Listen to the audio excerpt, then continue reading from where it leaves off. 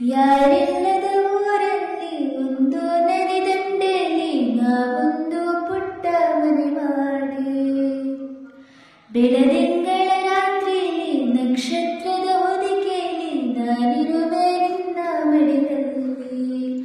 ನಿನಗೆ ನಾನು ನನಗೆ ನೀನು, ನನ್ನ ಜಗದ ದೊರೆಯು ನೀನು. ರಾಣಿ ಬಾರಿ ನೀನಿರದೆ ಒಂದು ನಿಮಿಷ ಇರಲಾರ ನಿನ್ನ ರಸ. ದಾಸ ನಿಂಗೆ ಖಾಸ ಒಂದು ಮುಂಜಾನೆ